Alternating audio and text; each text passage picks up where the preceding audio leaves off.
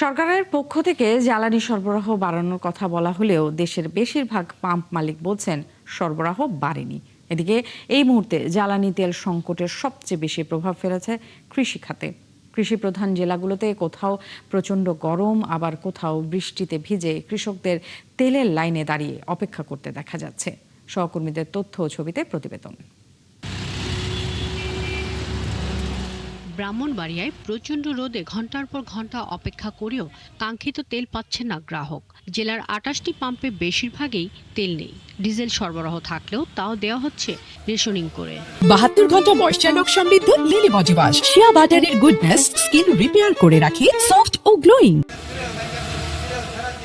লক্ষ্মীপুরেও সকাল থেকে বিভিন্ন ফিলিং স্টেশনের সামনে দেখা যাচ্ছে বাস, ট্রাক, পিকআপ ভ্যান ও মোটরসাইকেল চালকদের দীর্ঘ লাইন। এটার অর্ধেক মোটরসাইকেল আছে বাটফারি করে, এখান থেকে নেয় ওখান থেকে খুলিলে আবার একটা গ্যাঞ্জাম করে।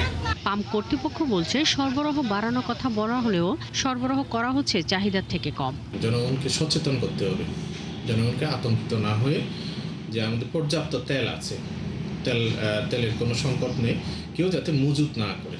আসলে গ্রাহকদের অভিযোগ, একে তো দাম বেড়েছে, তার উপর এত ভোগান্তি অত্যাচারের সমান। যে পাম্পে আমরা তেল যাই ভাই, ওই পাম্পে আমাদের না করে দেয় তেল থেকে, যে তেল নাই। কৃত্রিম সংকট বলতে কিছু না, এটা সিন্ডিকেট। সরকার এই সিন্ডিকেটই ভাঙতে পারে না এখন পর্যন্ত। চাঁপাইনবাবগঞ্জের পাম্পগুলোতে ভিড় ও ভোগান্তি দুটোই বেড়েছে। প্রচণ্ড গরমেও প্রায় ২০ কিলোমিটার দূরের পাম্পে এসে দীর্ঘ লাইনে ভোগান্তিতে গ্রাহক। যে পেট্রোলের দাম বাড়া হলো ঠিক আছে, কিন্তু আমরা তেল পাচ্ছি না, কারণ আগের মতোই ঘন্টার ঘন্টা লাইনে দাঁড়িয়ে থাকতে হচ্ছে। পাম্প যদি সকাল থেকে দেয় বা সারা ২৪ ঘন্টা খোলা থাকে, তাহলে লাইনগুলো ধরা লাগে না, রোদের এত কষ্ট করা লাগে না। ঝিনাইদহে তেলের লাইনে কৃষকদের সংখ্যাই বেশি। তারা অভিযোগ করেন পর্যাপ্ত ডিজেল না পেয়ে মৌসুমে আবাদ ব্যাপক ক্ষতিগ্রস্ত হচ্ছে। জেলায় এবার ৯০,২৮০ হেক্টর জমিতে বোরো চাষ হয়েছে।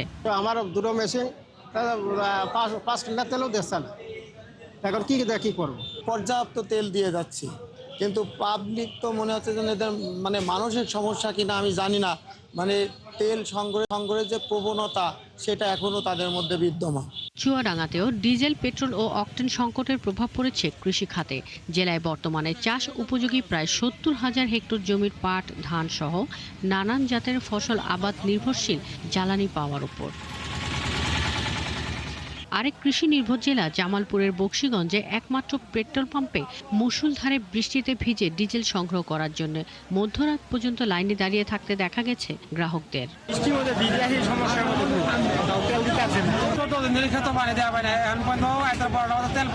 সিরাজগঞ্জের উল্লাপাড়ায় অবৈধভাবে পেট্রোল পাচারের সময় একটি পিকআপে থাকা ২,৪২০ লিটার পেট্রোল জব্দ করে ও চালককে আটক করেছে পুলিশ।